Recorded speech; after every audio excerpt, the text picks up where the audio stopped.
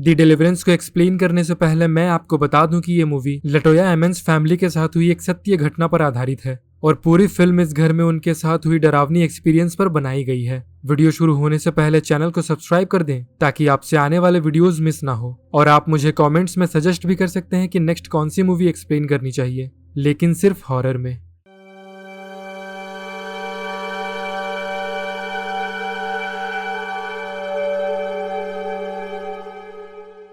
Movie की शुरुआत होती है एबनी जैक्सन से, जो 3 बच्चों की माँ है। सबसे बड़ा बेटा नेट, देन उसकी बेटी शांटे और एंड्रे, जिन्होंने हाल ही में एक नए घर में शिफ्ट किया है। इसके अलावा एबनी की वाइट मदर एल्बर्टा भी उनके साथ रहती है, जिसे कैंसर है और उसने क्रिश्चियन धर्म अपना लिया है। और एबनी का पास्ट कुछ अच्छा नहीं रहा है और वो शराब पीकर अपने बच्चों को मारने के कारण एक बार जेल भी जा चुकी है। इसी वजह से चाइल्ड प्रोटेक्टिव सर्विस उन पर टाइम टू टाइम काउंसिल करते रहते हैं और एक केस वर्कर को असाइन किया गया है जिसका नाम सिंथिया है, जो ये ध्यान रखती है कि एबनी फिर से दारू पीकर अपने बच्चों पर फिजिकल वायलेंस तो नहीं कर रही। तो एक रात एबनी खर्चे का हिसाब बना रही होती है, तभी उसे बेसमेंट से गंदी सी स्मेल आने लगती है और दरवाजा खोलने पर वहां नीचे ढेर सारी मक्खियां घूम रही थी। एबनी और उसका परिवार जब से यहाँ आए हैं उनके साथ कुछ न कुछ अजीब हो रहा है, जैसे बेसमेंट का दरवाजा अपने आप खुल जाना, बच्चों के हाथ और बॉडी पर निशान आना और एबनी का डरावने सपने देखना। अगली सुबह एबनी और एंड्रे बाहर बैठे होते हैं और एंड्रे झूले पर बैठकर किसी से बात कर रहा होता है, पर उसके साथ कोई दिखाई नहीं दे रहा था। उसी रात एंड्रे आधी रात को उठता है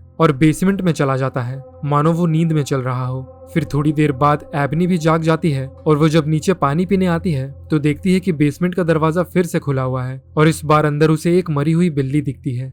अगले दिन वो क्लीनिंग वाले को बुलाते हैं और बेसमेंट की सफाई करवाते हैं। फिर वहां सिंथिया भी बच्चों को देखने आ जाती है और उनके हाथ पर निशान देखकर उसे लगता है कि एबनी ने बच्चों को मारा होगा। सिंथिया एबनी को याद दिलाती है कि बच्चों के पापा ने कोर्ट में उस पर आरोप लगाया था कि वो ड्रग्स लेती है, शराब पीती है और बच्चों को इग्नोर करती है, लेकिन एबनी बच्चों से प्यार करती थी, इसलिए उनकी कस्टडी लेने के लिए वो एक एग्रीमेंट करती है कि वो बच्चों का ध्यान रखेगी और ड्रग्स लेना छोड़ देगी। एबनी का उसके हस्बैंड से बनती नहीं थी और वो इराक चला गया था। सिंथिया जाते जाते एबनी से कहती है कि अगर उसने फिर से कोई गलती की तो वो बच्चों को ले जाएगी, और बाहर एक और औरत दूसरी कार में होती है जो उनके घर पर नजर रख रही थी और फोटोज ले रही थी। अब कुछ दिन ऐसे ही बीत जाते हैं और शैंटे का बर्थडे आ जाता है, तो वो अपने नेबर्स और फ्रेंड्स को बुलाकर घर पर एक छोटी सी पार्टी रखते हैं। वो सभी केक काटकर मस्ती कर रहे होते हैं कि तभी बेसमेंट के दरवाजे से पीटने की आवाज आने लगती है और ये एंड्रे था जो अंदर से अपना सर दरवाजे पर पीट रहा होता है। एबनी जब उससे पूछती है कि वो वहां नीचे क्या कर रहा था तो एंड्रे कहता है कि ट्रे उसे वहां ले गया।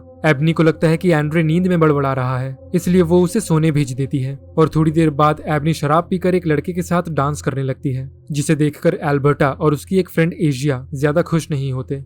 सबके जाने के बाद वो जब सफाई करने किचन में आती है तो वहाँ एंड्रे दीवार की ओर मुंह किए खड़ा हुआ था। इस बार एबनी उस पर गुस्सा करने लगती है और डांट कर अपने कमरे में भेज देती है। वो सभी सो जाते हैं और आधी रात को बच्चों के कमरे से दरवाजे पीटने की आवाज आ रही होती है, तो एबनी परेशान होकर वहाँ जाती है और एक बेसबॉल बैट से दीवार पर मारने लगती है। शोर सुनकर एल्बर्टा जैसे ही कमरे में आती है वो देखती है कि बच्चे एक कोने में डर के मारे बैठे हुए थे और एबनी बेड पर बैठकर रो रही थी। उसे कुछ होश ही नहीं होता कि उसके साथ क्या हो रहा है। अगली सुबह एल्बर्टा बच्चों को स्कूल ड्रॉप करने जाती है और वो औरत फिर से उनका पीछा करने लगती है जो बार बार उनके घर पर नजर रख रही थी। स्कूल में आते ही सब अजीब तरह से बिहेव करने लगते हैं, जैसे नेट क्लास के दौरान जोर जोर से हंसने लगता है, शांटे को पीरियड्स होने लगते हैं और एंड्रे क्लास में ही पॉटी करके अपनी शिट टीचर के ऊपर फेंक देता है। उन सभी को तुरंत हॉस्पिटल में एडमिट किया जाता है और एबनी भी एल्बर्टा के साथ वहाँ आ जाती है। डॉक्टर उनसे कहती है कि बच्चों की एक्सरे, MRI, ब्लड टेस्ट सब कुछ नॉर्मल है और उन्होंने उन पर साइकोलॉजिकल टेस्ट भी किए, पर उसमें भी कुछ नहीं आया, तो उन्हें चिंता करने की कोई जरूरत नहीं है।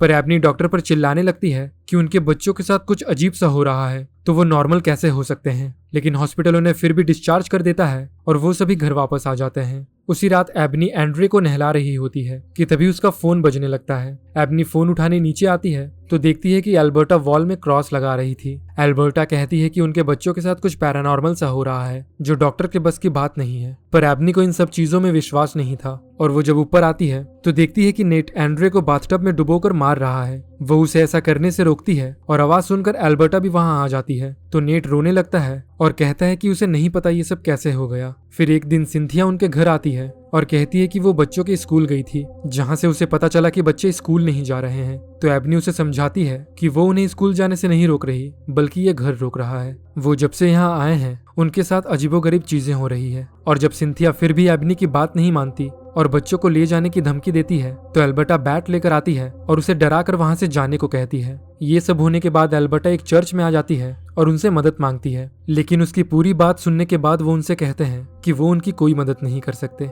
एबनी भी रोज रोज के ड्रामे से तंग आ गई थी, इसलिए वो एक बार में आकर फिर से पीने लगती है और बाहर निकलते समय उसे वही औरत खड़ी मिलती है। लेकिन इस बार वो एबनी से बात करती है और बताती है कि उसका नाम रेव बर्नाइस है और वो एक पेंटिकॉस्टल पास्टर है। रेव एबनी को बताती है कि वो अभी जिस घर में रह रही है वहाँ 20 साल पहले एक फैमिली रहा करती थी, जेनेल, अहमद और उनके 2 ट्विंस बच्चे। वह बहुत ही अच्छी फैमिली थी, पर एक दिन उनका बेटा बहुत बीमार पड़ गया। वो उसे कई डॉक्टर के पास ले गए, लेकिन बच्चे में कोई बीमारी नहीं निकली। तो अंत में उन्होंने चर्च का दरवाजा खटखटाया और रेव उसे देखते ही समझ गई कि उसके अंदर एक डीमन है। तो उसे उस लड़के से डीमन को बाहर निकालना होगा और उस पर डिलीवरेंस करना होगा। ये एक्सोर्सिज्म से अलग होता है, जिसमें कोई मीडिएटर की जरूरत नहीं पड़ती। पर वो डीमन बहुत स्ट्रांग था, तो रेव उस लड़के को बचा नहीं पाती और वो मर जाता है। जिसके बाद जेनल पागल सी हो जाती है और एक रात कुल्हाड़ी से अहमद का गला काट देती है। उसकी बेटी जब कमरे में आती है तो वो उसे भी मार डालती है और बाद में सुसाइड कर लेती है। जाने से पहले जब एबनी रेव से उस लड़के का नाम पूछती है तो रेव कहती है कि उसका नाम ट्रे था, जिसे सुनकर एबनी बहुत ज्यादा डर जाती है, क्योंकि एंड्रे इसी नाम के अपने इमेजिनरी फ्रेंड से रोज रात को बेसमेंट में बात किया करता है, जो दरअसल ट्रे के रूप में एक डेविल है। यहाँ घर पर एल्बर्टा सोई होती है, तभी कोई उसे उसके नाम से बुलाने लगता है।